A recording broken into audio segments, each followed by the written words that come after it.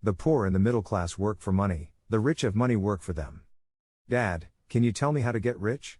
My dad put down the evening paper. Why do you want to get rich, son? Because today Jimmy's mom drove up in their new Cadillac, and they were going to their beach house for the weekend. He took 3 of his friends, but Mike and I weren't invited. They told us we weren't invited because we were poor kids. They did? My dad asked incredulously. Yeah, they did, I replied in a hurt tone. My dad silently shook his head, pushed his glasses up the bridge of his nose, and went back to reading the paper. I stood waiting for an answer. The year was 1956, I was 9 years old. By some twist of fate, I attended the same public school where the rich people sent their kids. We were primarily a sugar plantation town. The managers of the plantation and the other affluent people, such as doctors, business owners, and bankers, sent their children to this elementary school. After grade 6, their children were generally sent off to private schools. Because my family lived on one side of the street, I went to this school. Had I lived on the other side of the street, I would have gone to a different school with kids from families more like mine. After grade 6, these kids and I would go on to the public intermediate and high school. There was no private school for them or for me. My dad finally put down the paper. I could tell he was thinking. Well, son, he began slowly, if you want to be rich, you have to learn to make money. How do I make money? I asked. Well, use your head, son, he said, smiling. Even then I knew that really meant, that's all I'm going to tell you, or I don't know the answer, so don't embarrass me. A partnership is formed. The next morning, I told my best friend, Mike, what my dad had said. As best as I could tell, Mike and I were the only poor kids in this school. Mike was also in this school by a twist of fate. Someone had drawn a jog in the line for the school district, and we wound up in school with the rich kids. We weren't really poor, but we felt as if we were because all the other boys had new baseball gloves, new bicycles, new everything. Mom and dad provided us with the basics, like food, shelter, and clothes, but that was about it. My dad used to say, if you want something, work for it. We wanted things, but there was not much work available for 9-year-old boys. So what do we do to make money? Mike asked. I don't know, I said, but do you want to be my partner? He agreed, and so on that Saturday morning, Mike became my first business partner. We spent all morning coming up with ideas on how to make money. Occasionally we talked about all the cool guys at Jimmy's beach house having fun. It hurt a little, but that hurt was good, because it inspired us to keep thinking of a way to make money. Finally, that afternoon, a bolt of lightning struck. It was an idea Mike got from a science book he had read. Excitedly, we shook hands, and the partnership now had a business. For the next several weeks, Mike and I ran around our neighborhood, knocking on doors and asking our neighbors if they would save their toothpaste tubes for us. With puzzled looks, most adults consented with a smile. Some asked us what we were doing, to which we replied, we can't tell you, it's a business secret. My mom grew distressed as the weeks wore on. We had selected a site next to her washing machine as the place we would stockpile our raw materials. In a brown cardboard box that at one time held catsup bottles, our little pile of used toothpaste tubes began to grow. Finally my mom put her foot down. The sight of her neighbor's messy, crumpled, used toothpaste tubes had gotten to her. What are you boys doing? She asked, and I don't want to hear again that it's a business secret. Do something with this mess, or I'm going to throw it out. Mike and I pleaded and begged, explaining that we would soon have enough and then we would begin production. We informed her that we were waiting on a couple of neighbors to finish their toothpaste so we could have their tubes. Mom granted us a 1-week extension.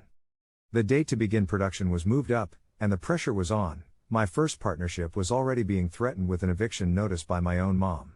It became Mike's job to tell the neighbors to quickly use up their toothpaste, saying their dentist wanted them to brush more often anyway. I began to put together the production line. One day my dad drove up with a friend to see 2 9-year-old boys in the driveway with a production line operating at full speed. There was fine white powder everywhere. On a long table were small milk cartons from school, and our family's hibachi grill was glowing with red-hot coals at maximum heat.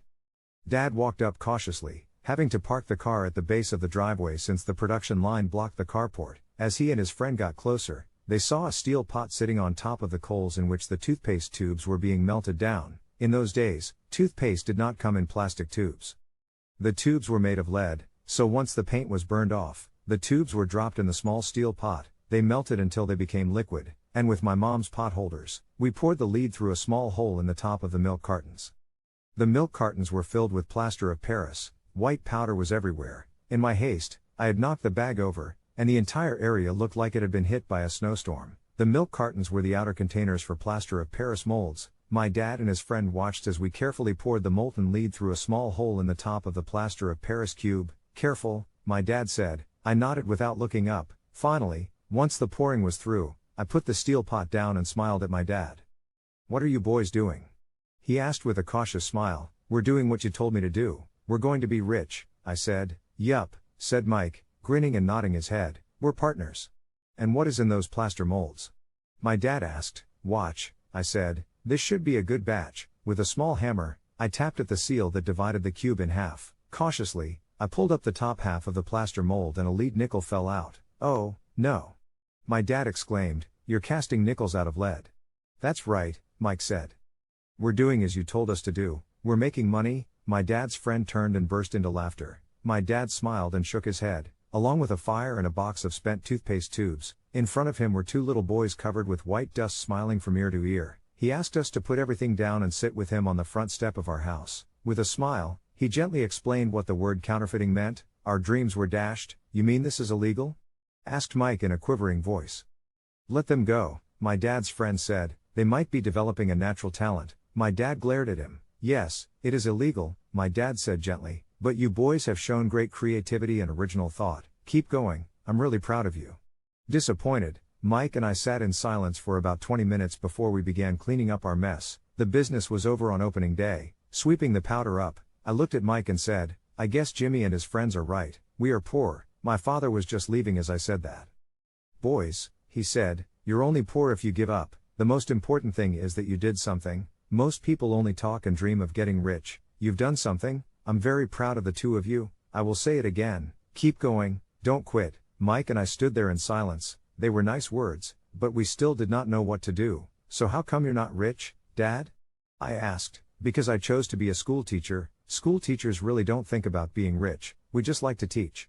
I wish I could help you, but I really don't know how to make money." Mike and I turned and continued our cleanup. "I know," said my dad. "If you boys want to learn how to be rich, don't ask me, talk to your dad, Mike." "My dad?"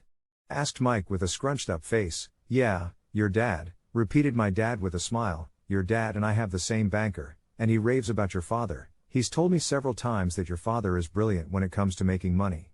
"My dad?" Mike asked again in disbelief. "Then how come we don't have a nice car and a nice house like the rich kids at school?"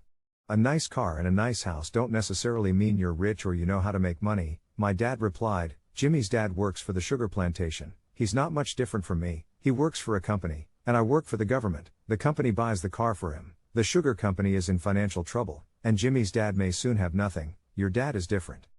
Mike, he seems to be building an empire, and I suspect in a few years he will be a very rich man." With that, Mike and I got excited again. With new vigor, we began cleaning up the mess caused by our now defunct first business. As we were cleaning, we made plans for how and when to talk to Mike's dad. The problem was that Mike's dad worked long hours and often did not come home until late. His father owned warehouses, a construction company, a chain of stores, and 3 restaurants.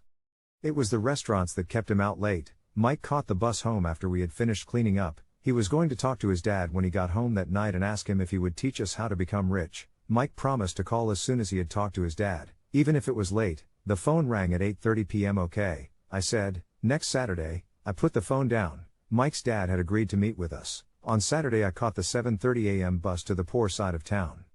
To be continued.